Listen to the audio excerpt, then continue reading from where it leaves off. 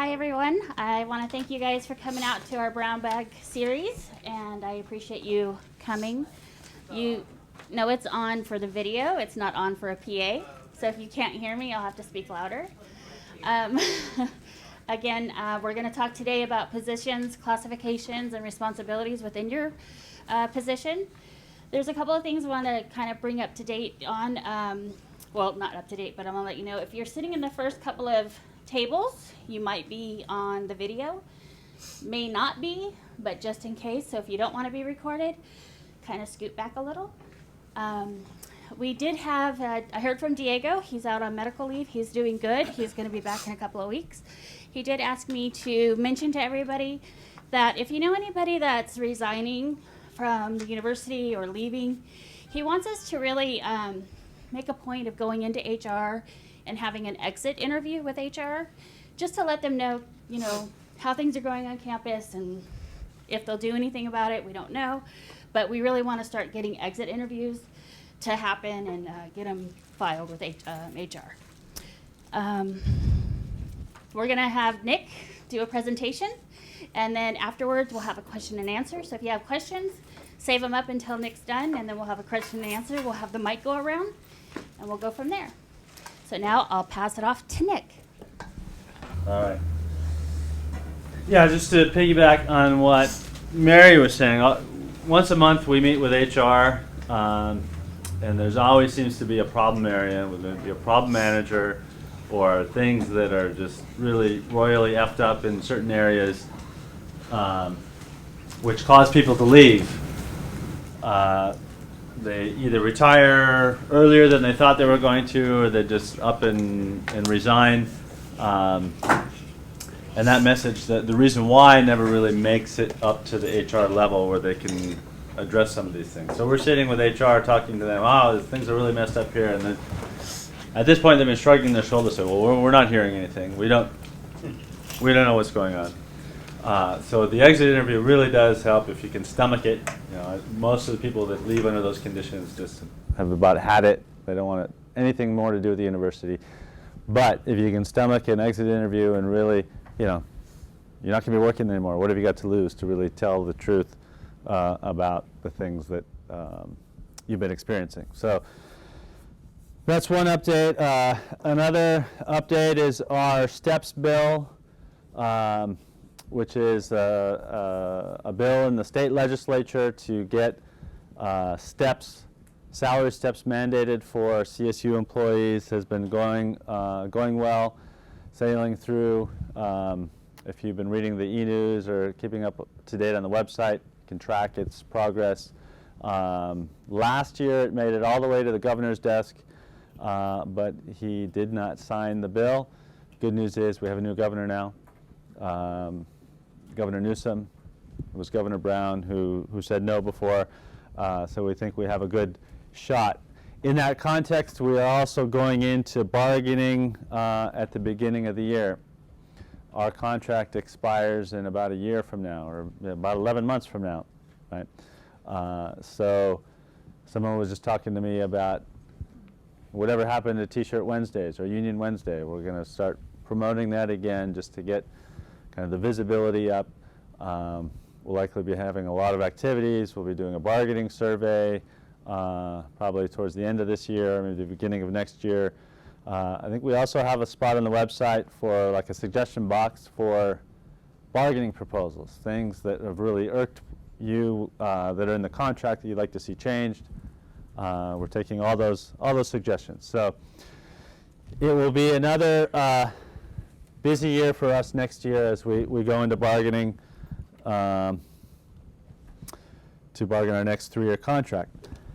That being said, let's get to the topic at hand, which is job classifications, position descriptions, all that good stuff. So this is Mike here?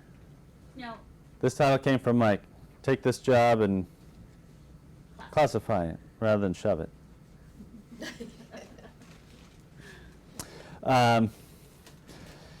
So we want to talk a little bit about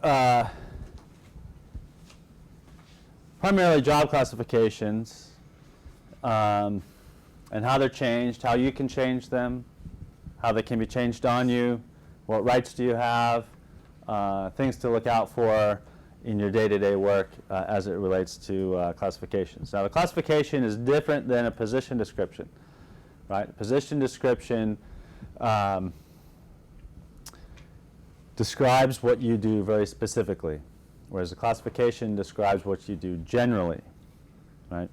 The two have to be consistent, however. The two have to align with each other, and also they have to align with the work that you do on a day-to-day basis. It's not uncommon for a person's day-to-day work to be different slightly or even greatly different than their position description, because as we know, people get hired, they do the work, over time they acquire skills, departments get reorganized, things change, and tasks get added, tasks get taken away, and before you know it, you're doing a whole different job than you were in 1997 when you were hired, if that position description has never been updated.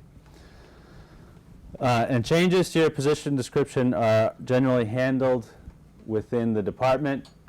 It's really your appropriate administrator or your boss saying, hey, we want to amend your PD to reflect what you're going to be doing or what you have been doing.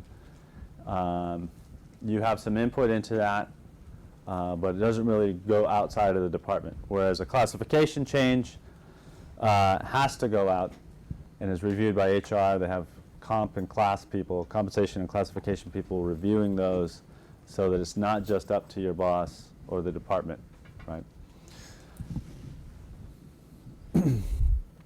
Your position description, the requirements of the employer to give you that description is they have to give it to you within 7 days of hire if you're new, or if you transfer to a new position, or within 30 days of your request, right? If you realize, like, wow, I don't have a copy of my position description, you can request it from your manager.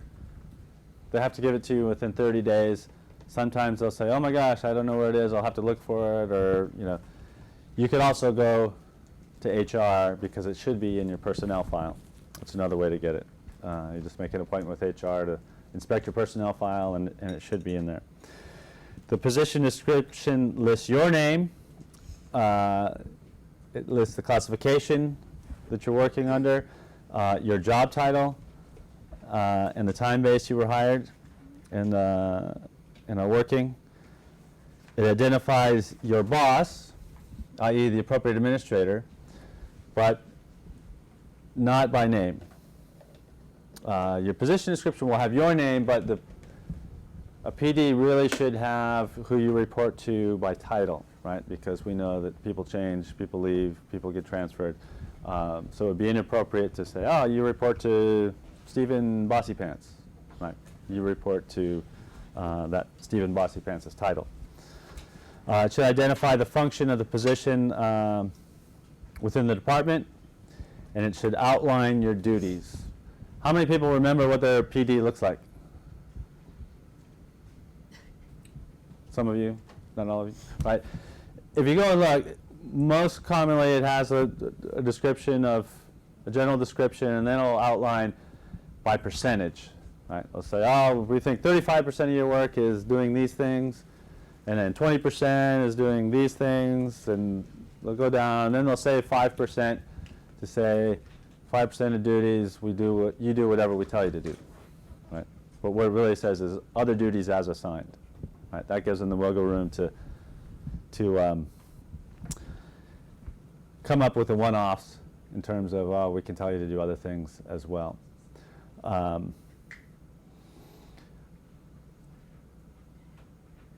You have a contractual right at any time to meet with your administrator to discuss your position description, right? So if you get a copy of it, either through the administrator or through your personnel file, and you notice it hasn't been amended in 6 years, and you're doing something really different, per 17.3, you can talk to or write an email to your administrator and say, hey, I want to sit down and talk about this. And perhaps an amended PD will come out of that meeting, right?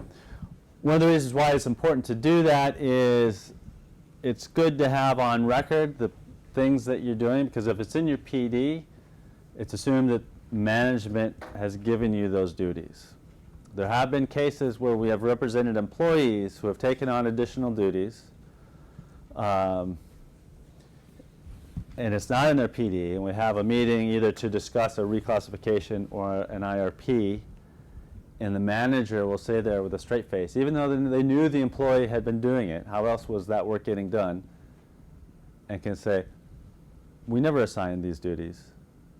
They just did them on their own. We didn't assign this, so no, we're not going to award an IRP or look at reclassification, right? So if you're doing duties that aren't in your PD, you want to make sure that you get them in there, because then you have evidence that that's part of your job and it was given to you by your manager. If a PD is to be altered, let's say your boss says to you one day, hey, we're going to change what you do. We're restructuring the department. We're going to shuffle some people around here. We're going to put you at the front desk, or we're going to take you out of the front desk.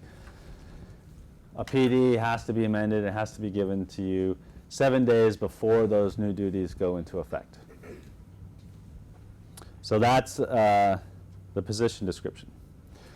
Now, classifications, like I said, they're much broader. They're much more general in terms of listing the things that any type of employee is going to be doing.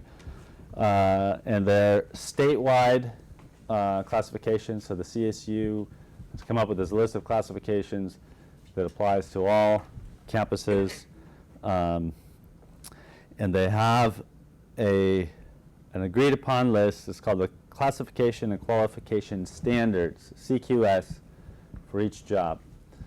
Has anybody ever looked through the library of classification standards? One, couple here. They used to be a lot easier to find. The CSU had them on their Chancellor's Office website. You just find it, click a little button. The CSU now has buried them, and you have to search a little bit more. The good news is we have them on our website, and I'll show you how to get to it in just a minute here. But in general, some classifications will be a series. They'll have skill levels, right? They'll have a 1, 2, and 3, or maybe foundation, career, expert within the same levels within the same classification with a different pay range. And the idea is that people are hired at a 1, they gain experience, they gain skill, they move to a 2, they move to a 3. That's the ideal world, right? We know oftentimes people get hired as I did 2 days of bargaining in Long Beach for athletic trainers down in Long Beach on Monday and Tuesday, and we found an overwhelming number of athletic trainer 1s with years and years of service to the CSU, and they're still hanging out at athletic director 1. So they need to be reclassified, and we'll talk about how that happens in a few minutes. And like I said before, when a position description is changed, it's just the boss and hopefully you having that conversation, a discussion, and it gets amended, gets put in your personnel file. When a classification changes, it requires a higher level review. So I'm going to show you real quick how to get to the CQS. So if you go to csueu.org, that's the union website. Up at the top, there are these tabs. If you go to About, and then you go down to Library. Click on Library. And over here, you'll see CQS. It's the folder where all the classification and qualification standards are. Click on that. Is everybody familiar with the different bargaining units? Bargaining Unit 2, that's monthly health center. Bargaining Unit 5, that's facilities. Bargaining Unit 7, mostly administrative and clerical. Unit 9 is the technical. All right, so let's just click into one. What do we want to look at? Look at 5. Here we've got cook, custodian, equipment operation series, farm maintenance operations worker, food service series, gardener, gardening specialist, grounds worker, right? So every job listed at the CSU is in Unit 5 will be in this list, right? Same with 7, 9, and 2. Some are very popular. They have thousands of people in that classification. Some have just one. We have a glassblower in the Central Valley in the CSU. I think he's at CSU Fresno. I think he's the only guy left in the glass blowing classification. We have 1 or 2 piano tuners left in the CSU statewide. But if you see, anytime you see a series, that indicates that there is a levels within that classification, skill levels. We will go back to our slide here.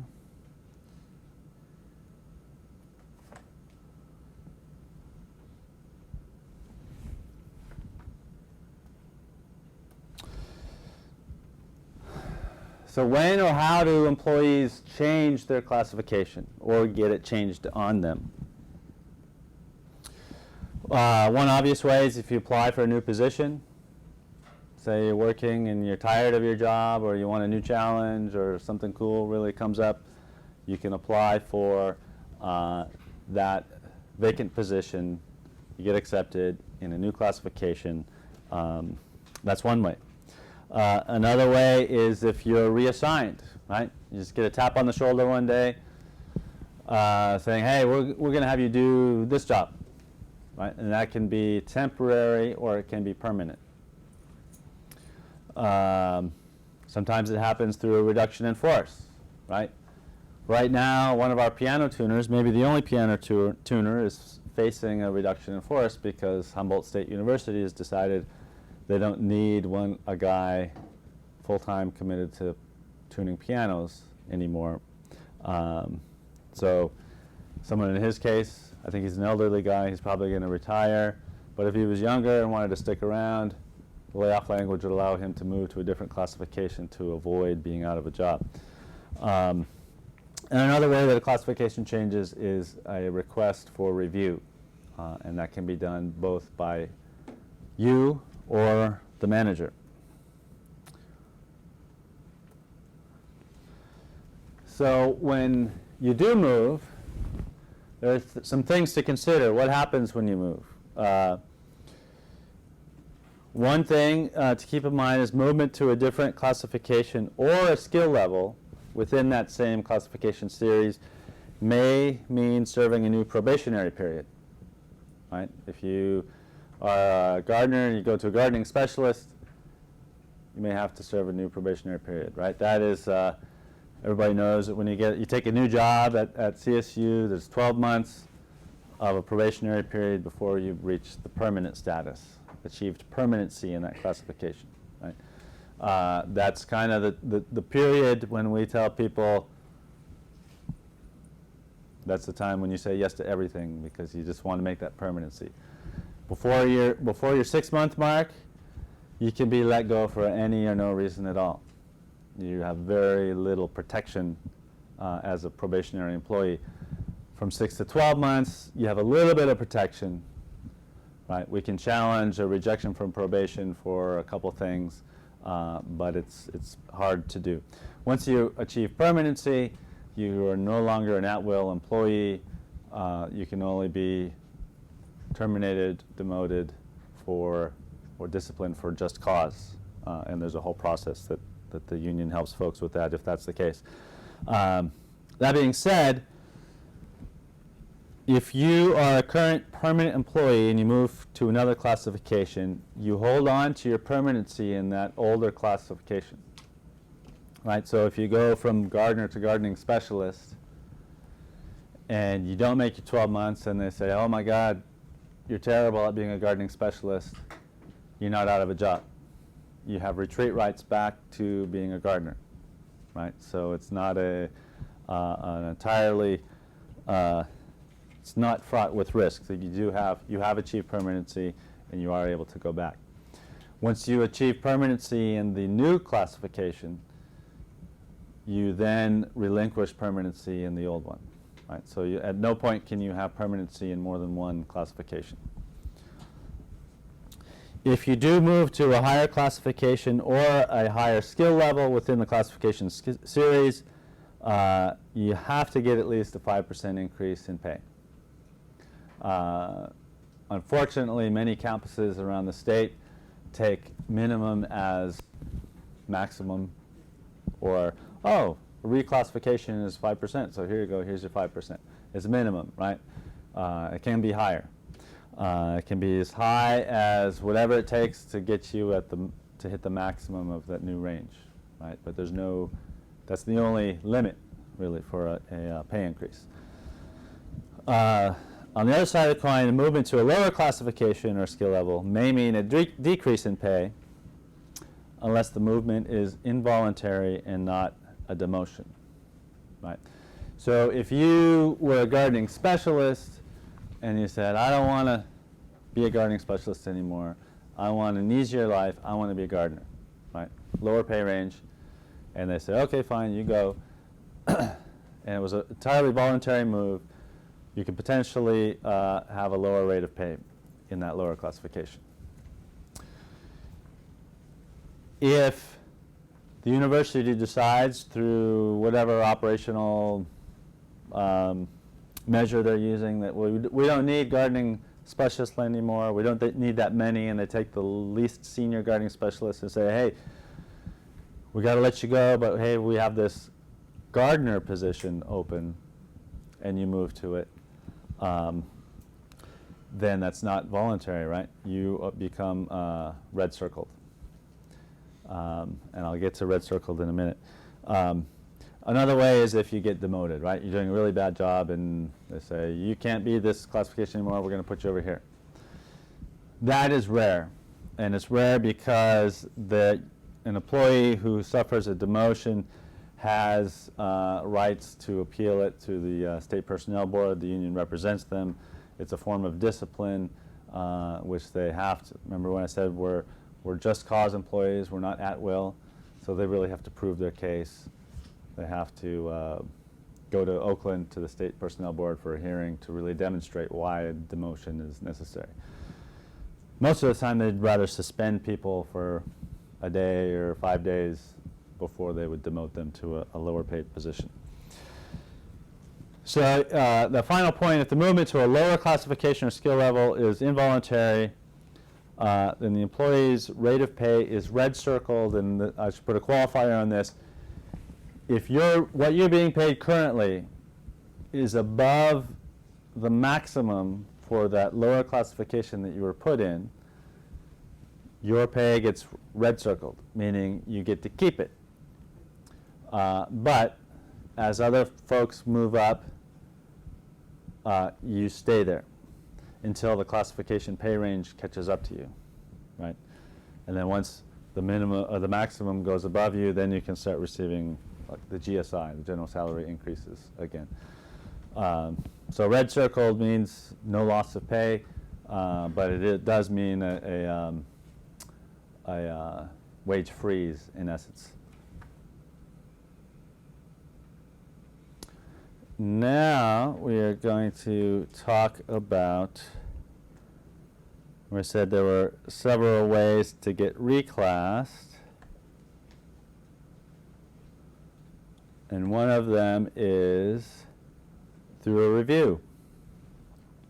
And this happens most of the time when, same way a position description gets changed, right? You get hired at the CSU, you're working your job. Over time, you acquire more skill. You take on duties. You take on more difficult things. Maybe you're working in IT and you've taken a lot of classes. Maybe you're in gardening and you've been certified for pesticide application, or maybe you get a scissor lift certification. You're gaining skills and experience, and you're starting to do things which should mean a reclassification for you, right? So outside of yourself, sometimes the manager would recognize this and say, hey, Mary, oh my gosh, you've been doing so much. I was looking at the CQS the other day, and I noticed what you're doing actually is more appropriately classed as this position. So I'm going to put in a reclass for you, right? That's an ideal, good manager. They're looking out for their employees. We should all be so lucky if we had a manager like that, right? And sometimes, very rarely, when someone puts in an IRP and it gets reviewed, an IRP is basically you're asking for a raise, not a reclass, but just a bump within your current classification's pay range. And you're saying, oh, I've been taking on more things and my workload has increased. If it's really glaringly evident that it actually calls for a reclassification, the folks in HR will look at that and will say, wow, this is more than IRP, and they will trigger that for the employee themselves. Again, if we should all be so lucky that HR would be looking out for us in that way. Sometimes it takes the initiative of the employee herself or himself, and the contract, why is that not showing up there? The contract allows for employees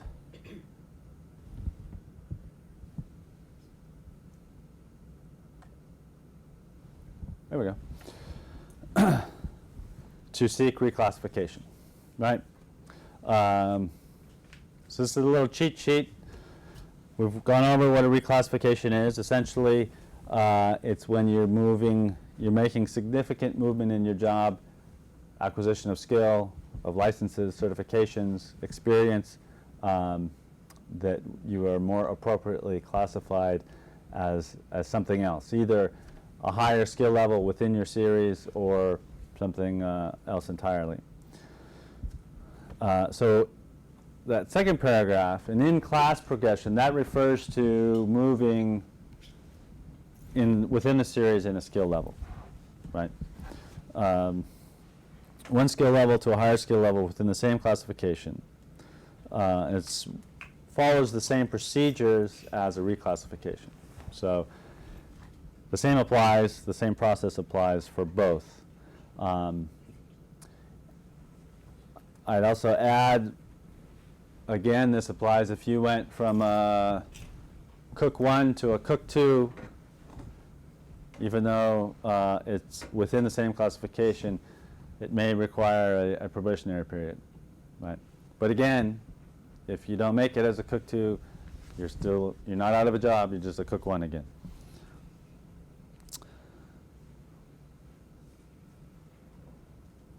Do all classifications have skill levels? Obviously, they do not, right? So, like I said, going back, looking through that CQS list, the reference to series will indicate that they do have a skill level within that classification. So, who can request it? You can. If you look at section 9.26 in the contract, and most of what we're going to talk about here is in Article 9, you can request a in-classification progression or a reclassification at any time. The only limit is you can't do it within 12 months of having requested it before or received a reclass before, right? So if you ask for a reclass and they said no or yes, you gotta wait 12 months until you ask again.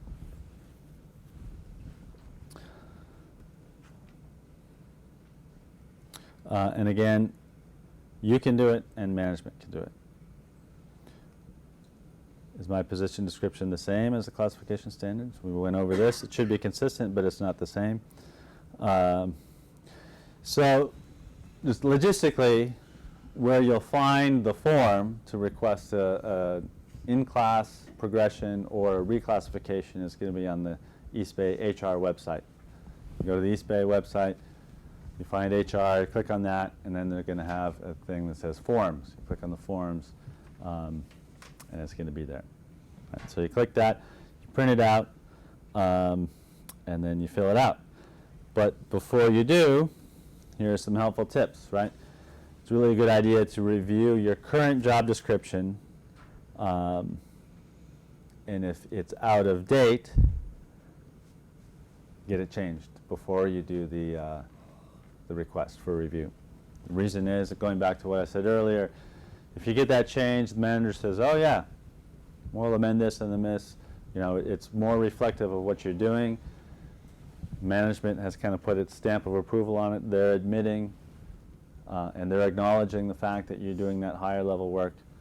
That's good for you, right? So if you dig up your position description and it's woefully out of date, that should be the first step, is to, through the contract, they can't deny a meeting with you to talk about your position description, and you go into that meeting and you say, hey, I made a list of all the things I'm doing now that I wasn't doing before. I think they should be added, right? And get that signed off and changed. Then the next thing that is good to do is you go on to that list of the qualification standards that I showed you how to get to on the CSUAU website.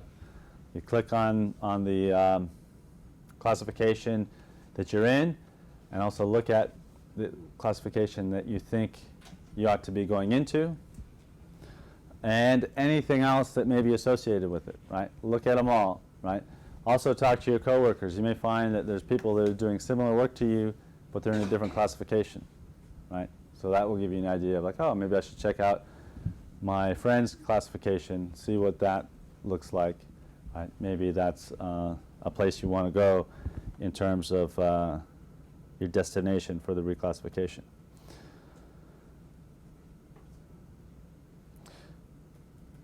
So who do you submit? So you got your PD up to date.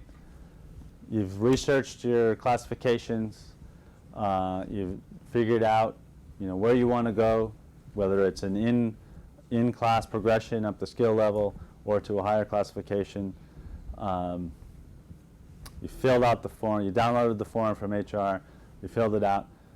Where does it go? What do you do with it? First stop is the appropriate administrator, right? You give it to them. They have 30 days. Now, just like an IRP, they don't have the final say. They don't determine whether or not you get a reclass or not. But they review it, they give their input, and then they have to forward it to the class and comp folks in HR. Right? Once it gets to them, they have 180 days to look at it, figure out, does this make sense? Should we reclass this person? Should we not? What are we going to do? Right? Now the good news is that's a lot of waiting. 180 days. That's, what is that? 6 months? Plus 30 months from the sitting on the manager's desk if they don't forward it right away. It's a long time. If you do indeed qualify for a reclass, you get retroed back to when you put it in. Right? So you shouldn't be penalized if it is indeed due. Right? It's good to keep timelines as well, because if the manager doesn't give it to HR within 30 days, you have the right to give it to HR, right? So once you submit it to your manager, make a little note on your calendar. This is when I submitted it, and then you can loop back with them. If it's still sitting somewhere in the department, go ahead and give it to HR. And then mark that date on your calendar, because if they go beyond their timeline, we can file a grievance and make sure that they get that processed in a timely manner. If your request is granted, again, you'll receive a minimum 5% pay increase. And the second sentence is important. Your appropriate administrator can grant you more. But unfortunately, a lot of folks say, oh, it says 5%, so we're going to pay 5%. But that's not the limit. That's the minimum. You also should be receiving a new PD to reflect, if you've done your homework, the PD shouldn't really change that much because you've gotten it updated to a point where it's more consistent with the classification you're going into than your old one. So there should be minimal change in the PD. And again, you may have to serve a new probationary period. I say may because the president in the contract or the president's designee can say, actually, we're going to make it a 3-month probationary period, or no probationary period at all. But in any case, it can't be more than 12 months. If your request is denied, you can appeal. This is a little different than IRPs, the in-range progression. In-range progression, it gets denied, you can't appeal it, you can't grieve it, it's done. You have appeal rights for a denied request.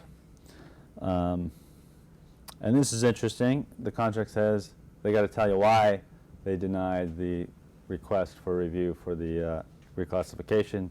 We are in a big fight with East Bay currently over IRP denials and the fact that they're not listing reasons why, right? And so we have a couple grievances pending on that issue.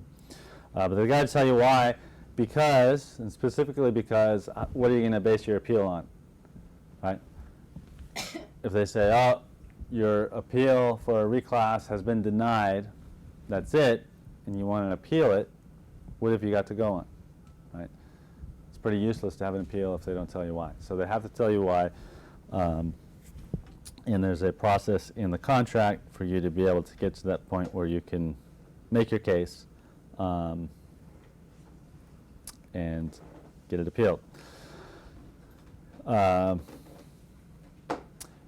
Then after the appeal, you've run the course of your recourse, your available remedy, right?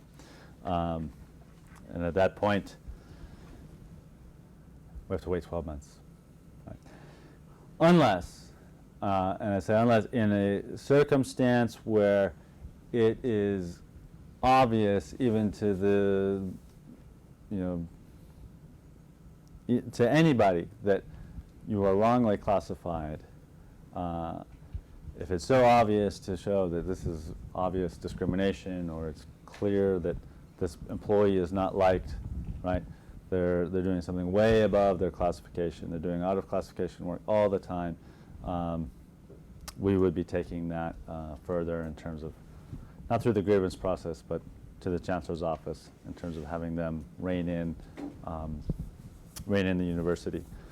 But in general, that's why IRPs and in-class progressions and reclassifications are done at that level and not the manager level.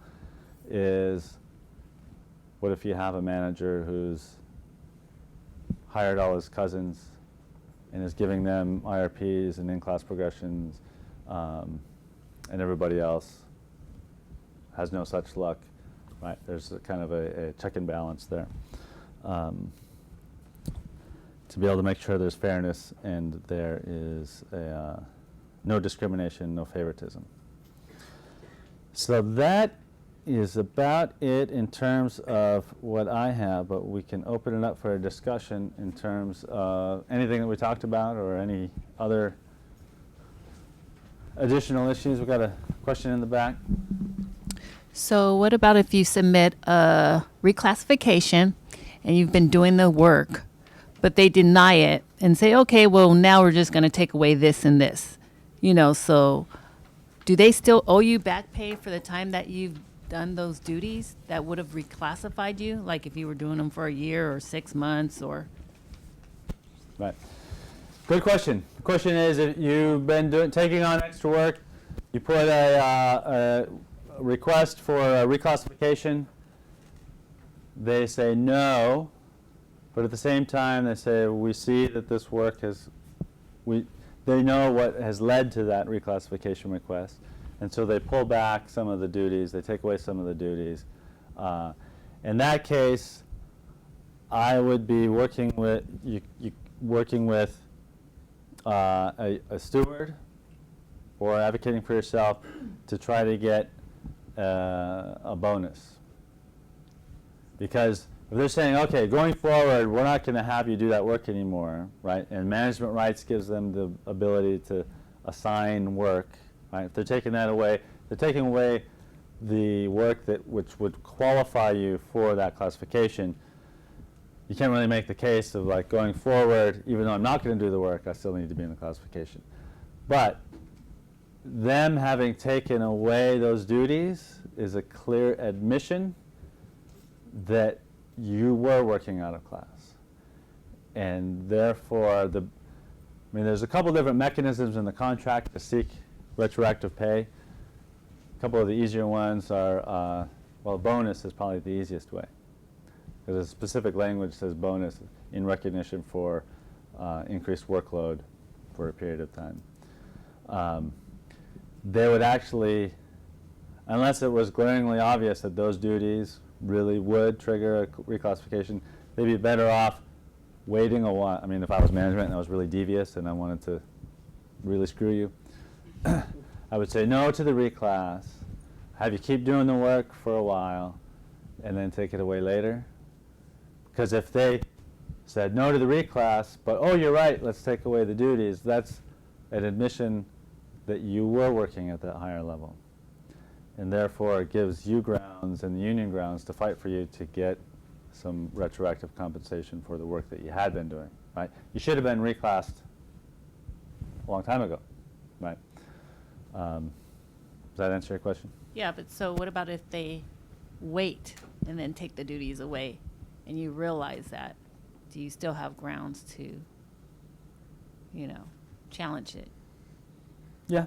Okay. I mean, there's no timelines. I mean, when I'm coming up with my devious management strategy here of how to do that, I'm hoping that you would kind of forget about it and take away the duties, right? But if they wait 6 months and then they take them away, then you're like, really? There's still a transparent action by them, and we can call them out on it. Were there any other questions?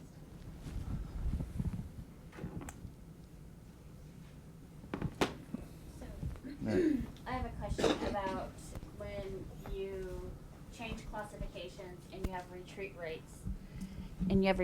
Going back to the other classification. What if, like you were using the example of a ground specialist, if they said, oh, you're not doing that great in this, so we're going to move you.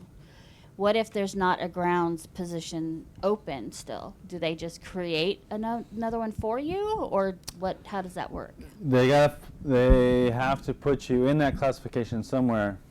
Yes, right. There's an interesting case we had a couple years ago. We had a guy who was working in his classification.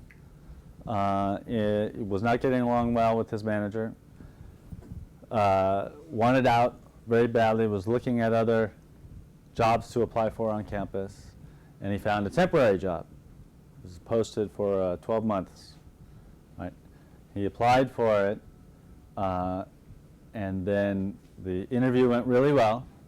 Everything was lined up for him to get that job, and at the 11th hour, he was notified that he didn't get the job. Later, he found out why. The department learned that, oh, he's got permanency in this other classification, and if he takes this job for 12 months and 12 months go by, and even though it's temporary, he still has that permanency, and that temporary position goes away, he still has a right to a job, right? And the university let that department know that if they didn't have the money for him, they were left holding the bag, and they'd have to find something. If the funding for that temporary position went away, they would have to find something for him, because it was unfair for another department to create something for that guy just because they had brought him out of his current position. I don't know if that makes much sense at all, but yeah, once you've achieved permanency, and even when you take a temporary position, and you never achieve permanency somewhere else, you still have that retreat rights back to that other position, even if they filled it when you were gone. They got to find something else.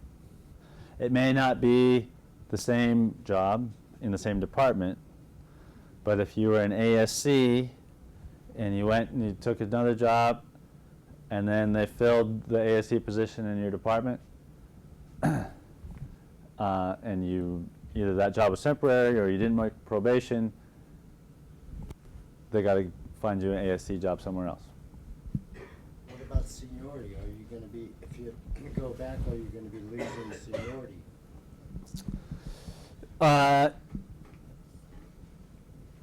Yes and no. You're, depending on how seniority is applied, right? The contract talks about seniority when, say there's a temporary assignment. Let's say they have a need for one of you guys to go to the Concord campus. By the contract, they should say, hey, does anybody want to go? Right? And let's say 3 guys raise their hand and say, oh, I'll go work at Concord. They should consider the most senior person and send them, right? That would be seniority in your classification, right? When it comes down to different layoff scenarios, they look at institutional seniority rather than classification seniority, right? Hire date with the university versus hire date within that classification. So it depends on how it's applied. Thank you. Anybody else? Don, what's your question? Okay, my question is, so when you say that you're red circled, can you elaborate more on that? Sure. So if you go to a lower classification and your salary, because you're coming from a higher classification, is over the maximum, you know, each range has a minimum and a maximum. If your pay is over the maximum of that lower classification you're going to, and it was not your own choosing, because of shuffling or some whatever reason, maybe they abolished they got rid of the piano tuner classification and they put you somewhere else, you took a job in a lower classification. If your salary was higher than the maximum, you don't get moved down to the maximum, you don't get a cut in pay, right? But they red circle you, so the next time July 30th June 30th comes along, or July 1, and you get a 3% GSI, you're not going to get it because you've been red circled, right? If you're maybe 6% above the maximum, maybe you'll see a raise in the 3rd year if we had 3% a year. Once the maximum of the range catches up to you and goes over you, then you can start to get raises again, right? So it's a way to not punish someone for involuntarily going to a lower classification, but it freezes their rate of pay until the pay range catches up to them. Okay, and then one more thing. When you apply for another job, do you have to go through the live scan again? I don't know. University Probably not. policy, CSU policy is that you do have to go through, it's not the live scan, it's the background check. Because if you are in your position for 15 years, you apply for another position, something could have happened in that 15 years that may show up on a new background check. Okay. So they do background checks on every new one. That's what I was told, because I just recently changed positions and I had to go through another background check. So if you commit a felony, don't take jobs. I won't. You have a There's question? a question back there. Oh, this is me. So if there's a request for reclass and they got denied, can the person request for an IRP within 12-month period? Yes. Yes? Yep. Yep. Because it's a different question, really, right? Because the question is, am I doing something significantly different to put me in a different classification, yes or no, right? They're making no judgment on, is that extra work that you've taken on justification for a raise within the range, right? So it's, like I said before, sometimes when people put in an IRP, the common class people say, oh no, we're actually going to make this a reclass. It doesn't really work the reverse, right? Because once they never get never really is a scenario when you apply for a reclass and they say, oh, well, they just don't have enough additional duties or a higher skill level to reclass them, but heck, we'll give them a rate. That doesn't happen, right? They're not looking at that. So yeah, if you get denied a reclass, there's no prohibition on, or any amount of time that you have to wait for an IRP request.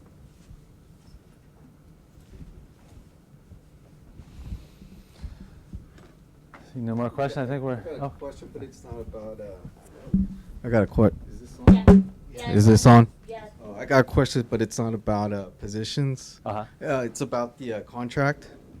So you know how in the news they found the state auditor found 1.5 billion the CSU had. Right. So the how secret is that funds. going to affect bargaining? 11 months from now, I guess you said. Is that going to have any bearing for us? I mean, definitely it changes the conversation in terms of both, well, bargaining in the public sector is unique because we have kind of a third player in the game, and that's the legislature in terms of what budget they give, right? Most folks in the legislature didn't even know about these secret funds that they had, right? So a lot of times the CSU would cry poor when it came to, you know, funding steps or funding benefits, or even when they were making the argument to try to take away benefits or lessen benefits, right? So it definitely takes away that excuse, if you will, of their kind of claims of poverty in terms of like, oh, we're a state-run institution, we can only survive on what the legislature and the governor gives us in the budget. We're on a limited means, right? The auditor kind of blew that open, right, and kind of eliminated that, right? That doesn't mean, however, that we will easily come away with drastically higher pay increases in the future. I think that comes through how organized we are, you know, how much we push in bargaining, and how much we push, you know, steps versus straight compensation, right? Let's say if the governor doesn't sign the steps bill, we can still try to achieve it in bargaining, right? Steps can be very costly. So I think overall, yes, it changes it quite a bit because they've kind of lost their talking points and their argument. But I don't think it will translate just automatically to making bargaining, you know, super easy. I think there's still going to be the heavy lift in the push. Right. Just what you're saying. Right. Yep. They'll never make it easy for us. That's, Yeah, right, of That's course. the purpose of bargaining. Right. Have you ever threatened to strike on them before? Well, hello, remember last 3 years ago? We were out here with our picket signs, we were. Right.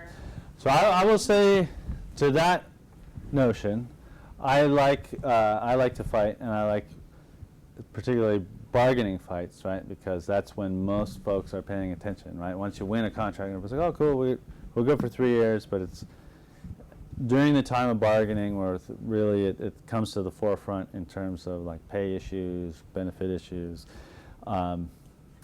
and we could have the smartest, most charismatic, most intelligent people on our bargaining team to sit across from the CSU and bargain a great contract, but it wouldn't matter if nothing was happening at the specific universities in terms of showing support, right? We can go in and say, oh, our members will not stand for anything less than, 6% a year. We can say that all we want, but if they don't believe it, we're not going to get it. The only way they'll believe it is if we were to say, hey, on, February 1st, we're all going to do a lunchtime picket, right? And if we had a huge amount of participation and we showed up and we were crazy and yelling and screaming and picketing and having fun and all participating, that's when they believe it, right? One of the biggest myths that I keep hearing is that we don't have the right to strike. That is true during the life of the contract. That is true for almost every union in the country. Right? Even CFA, who threatened to strike and took a strike vote and got very close. The way that bargaining works is that you bargain, and if you're coming up to the end of the expiration of the contract and you let it expire, that strike, the prohibition on striking goes away. And striking is a protected activity. That's when we achieve the right to strike. So if we think we have the power to do so and the willingness of our membership to do so, and we always precede a strike with a strike vote, put it to a vote of the membership, right? And it really has to be a high majority. Say if we had a strike vote and 55% say yes and 45% say no, sure, that's a majority, but it's a very weak majority. We would never be able to pull off a strike with that low of a percentage. If we hold the strike vote and 95% say, hell yes, let's do it, then we know we're good, and we can, our threat has more teeth behind it, right? And we're able to do it. So it all depends on kind of what happens in bargaining. When we identify, you know, what it is we're going for, and we're fighting against any sort of takeaways, we have no idea yet what they're planning to take away or try to take away, right? And they will only take away what we let them. That's when things get going. So maybe it's been a while. I don't know if it's happened in recent memory or any memory at all where CSUEU has taken a strike vote. I'd love to see it though. Yeah. Because if you do, if you threaten them and you actually go out, then they're going to be forced to come back, because there's no way they can round up enough people to do anything. Right. I have a question. You said that we should submit any things that we want to have you guys talk about regarding the changing, keeping, or adding to the